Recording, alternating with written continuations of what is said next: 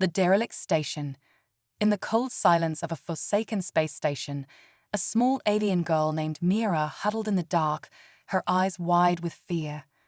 The space station, once bustling with activity, was now a ghostly shell, abandoned by her own race during a vicious pirate attack.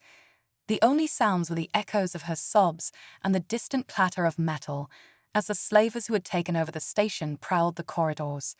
Her tiny body trembled in the corner as she prayed to a dozen uncaring deities for deliverance. Just as her despair seemed complete, the heavy, deliberate footsteps of a human echoed through the corridor. Mira's heart pounded in her chest. Her race had fled, leaving her behind as if she were mere trash. She had heard the terrifying tales about humans, violent carnivores who devoured anything smaller than themselves. Now, one of these beasts was approaching her. The grizzled human who appeared was not like the monsters she had been warned about. Michael James, a weathered ex-soldier turned mercenary, was on a routine salvage mission. Instead of finding valuable artifacts or a lucrative catch, he stumbled upon a terrified xenogirl and a deadly predator stalking the station. Michael was a rough man, but he was not a heartless killer. His instincts screamed to protect this innocent child, despite the danger. Scooping up Mira in his arms, Michael sprinted down the darkened corridor, his pulse racing as the creature's guttural roars echoed closer. He found a heavy blast door and slammed it shut, buying them a brief respite. His eyes scanned the dimly lit passage and spotted an escape pod. The pod was damaged, leaking coolant and filling the small space with acrid fumes. But with the monster's roar growing louder, Michael's desperation drove him to patch the ruptured line and get the pod ready for escape. With the pod sealed and Mira strapped in, Michael climbed in just as the creature smashed through the blast door. As the escape pod jettisoned from the station, he caught a final, fleeting glimpse of the beast, a terrifying behemoth with glowing crimson eyes, before the pod spun into the cold embrace of space. Michael turned to Mira, trying to reassure her, though he was unsure of their fate. The pod's navigation console was fried, leaving them adrift with no way to call for help.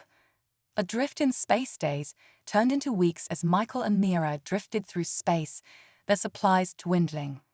The harsh reality of their situation sank in as Michael carefully rationed their food and water, ensuring that Mira received the majority. The silence of the pod was broken only by the soft hum of the life support systems. Michael tried to bridge the language barrier with patience, using gestures and simple words. He pointed to objects and repeated their names, slowly teaching Mira to mimic his words. Despite the dire circumstances, a bond formed between them. Michael's gruff exterior softened as he taught Mira simple games and drew pictures on the fogged walls of the pod to illustrate his stories. One day, the pod's proximity alert blared, pulling them from their quiet reverie. Michael's heart raced as he looked out the porthole and saw a massive ship approaching, its hull bristling with weaponry. The ship was unmistakably Norran, and Michael felt a mixture of relief and anxiety as it began to pull them into its hangar bay. As the pod settled on the hangar floor, Michael's grip tightened on Mira's hand. The hatch opened to reveal a squad of heavily armed Norran soldiers. Their leader, a scarred warrior, stepped forward and ordered his men in a harsh, guttural language. Michael prepared to fight to protect Mira, but the girl broke free from his grasp and rushed to the Norran leader. To Michael's astonishment, the stern facade of the Norran leader crumbled as he embraced Mira. She was no ordinary child. She was royalty, the daughter of a high-ranking Norran official. The attack on the space station, the creature hunting them, and the derelict station had all been part of an attempt to kidnap her. Before Michael could process this revelation, the Norran soldiers seized him, their suspicion and fear evident as they dragged him away, imprisoned and under siege. In the cold confines of the Norran brig, Michael paced restlessly. The Norran mistrust of humans was palpable, and he feared for what awaited him. He had risked everything to save Mira, but now he was surrounded by hostile aliens who viewed humans as savage beasts. His mind raced with worry for Mira and the unknown fate she faced. Suddenly, the ship lurched, throwing Michael off balance. Alarms blared, and explosions rocked the vessel. The Norren were under attack. The force field imprisoning Michael flickered and died as the power cut out. Without hesitation, he bolted from his cell, navigating the smoke-filled corridors in search of Mira. He encountered Norren soldiers, fighting them off with his trained combat skills. The ship's bridge came into view, and Michael froze in horror at the scene before him. Norren officers and crew lay slaughtered, their blood pooling beneath them. In the corner, huddled and trembling, was Mira. Her father lay dead beside her. The rebels, marked with a crimson claw symbol, had come for Mira. Michael scooped her up and rushed towards the escape pods. They burst into the pod bay, but a group of rebel soldiers confronted them.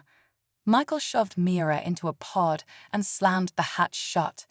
As the pod launched, rebel fire hit it, sparking alarms and causing the life support system to fail. Michael and Mira slipped into unconsciousness as their pod drifted through space. The uncertain rescue. Michael awoke in a sterile med bay, disoriented and in pain. He was alone, with no sign of Mira. Desperation fueled his search through the ship, demanding to know where she was. Captain Olivia Thompson of the rescuing vessel remained impassive, claiming that Mira was not found. Michael's pleas fell on deaf ears. Olivia, skeptical of Michael's story, was unwilling to risk her crew on a wild goose chase. Michael's frustration mounted, and he began searching the ship's databases for any information on the rebels with the Crimson Claw symbol. Late one night, Michael uncovered the truth about the rebels, a faction of extremists aiming to overthrow the Norren government. Mira was not just a political pawn, but a symbol of everything the rebels despised. Michael knew he had to act quickly to save her. The ship's alarms blared as Norren forces, led by Commander Kazan, arrived, accusing Michael of being a kidnapper and rebel collaborator. Olivia stood firm, defending Michael and preparing for a potential conflict. Michael offered to surrender himself to Kazan in exchange for the safety of Olivia's ship and crew. Olivia reluctantly agreed, and Michael was transferred to the Norren ship. Betrayal and escape. On the Norren ship, Michael faced brutal interrogation from Kazan, who demanded to know Mira's whereabouts. Michael maintained his innocence, but Kazan was convinced he was lying and threatened torture. Michael learned of a traitor within Kazan's ranks, a mole feeding information to the rebels. During his imprisonment, Michael picked the lock of his cell and slipped into the ship's corridors. He accessed encrypted communications and uncovered crucial information. The rebels were holding Mira on Zan's Prime, and Gertie Kazan's second-in-command was the traitor. Michael made a daring escape, fighting his way to the hangar bay, where he commandeered a fighter craft. Despite heavy opposition and intense combat, he managed to flee the Norren ship and set a course for Zan's Prime. He sent a desperate plea for help to Captain Olivia, including the evidence of the traitor's identity, the rebel base. As Michael crash-landed on Zan's Prime, he scavenged weapons from the wreckage of an ancient spacecraft. Equipped with advanced technology, including a cloaking shield and energy rifle, he stealthily approached the rebel base. The jungle was thick with danger, but Michael's determination drove him forward. Inside the base, he navigated the corridors using his cloaking device to evade detection. He confronted Zoran, a key figure among the rebels, and uncovered their plans. Mira was being held in the lower levels, and Michael knew he had to act fast.